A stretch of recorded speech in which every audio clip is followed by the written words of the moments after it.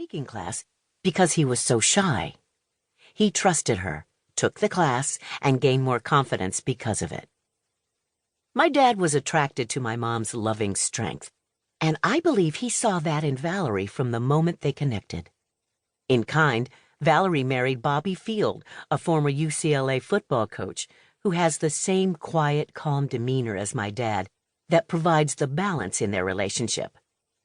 In truth, it was Bobby who knew my father before Valorie did.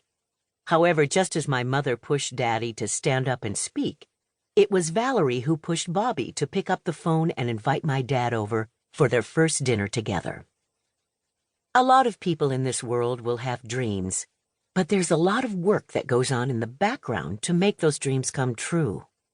Daddy was meticulous in his preparation.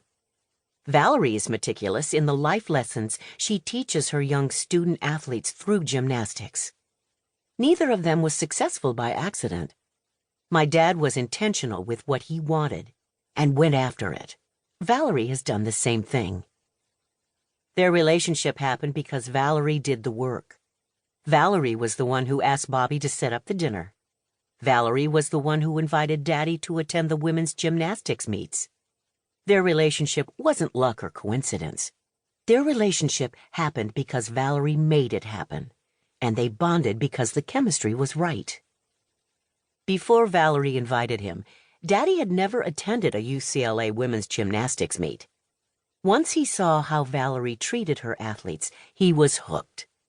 My dad cared for his players, but watching the outward affection shown by Valorie and the reciprocation by her girls was a new and exciting experience for him. My dad won more NCAA basketball championships than any coach in history, but his definition of success doesn't include the word winning.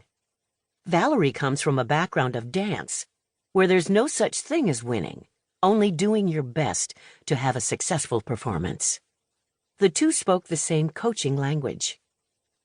Daddy's impact on this world has reached far beyond his 10 national championships in 12 years. His pyramid of success has become a favorite teaching tool of many CEOs. I believe Valorie is in the process of delivering that same influence in her own unique way. Prologue. February 19th, 2017. I turned on the television to watch 60 Minutes and braced myself. I knew that what I was about to hear was going to be extremely disturbing. Jessica Howard, Jeanette Antolin, and Jamie Dancher, former members of U.S. women's gymnastics national teams, were going to describe in detail the sexual abuse they had suffered from the USA Gymnastics, USAG, national team doctor Larry Nassar.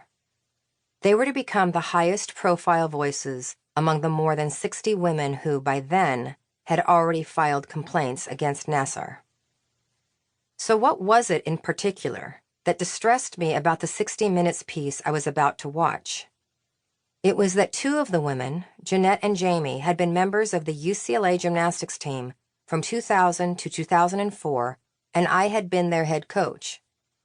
During the years Jeanette and Jamie were in our program, I could see that each of them was holding in some deep emotional pain, but I had no idea what they had gone through. Both acted out at times and definitely had trust issues.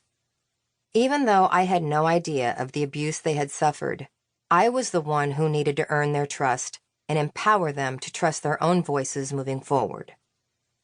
I listened as Jamie told John LaPook, the 60 Minutes interviewer, that she was initially sent to see Nassar in 1995, when as a member of the U.S. junior national team, she started having bad lower back pain. She described the inappropriate touching that occurred during her very first procedure with the team doctor. She was just 13 years old. The procedures continued for the next 5 years as Jamie worked her way onto the 2000 bronze medal Olympic team. Jeanette also described the sexual assault she suffered from Nassar at the now infamous Karolyi Ranch, which was then the USA Gymnastics National Team Training Center on the property of legendary gymnastics coaches Marta and Bella Karolyi in Texas. When asked why she didn't tell anyone,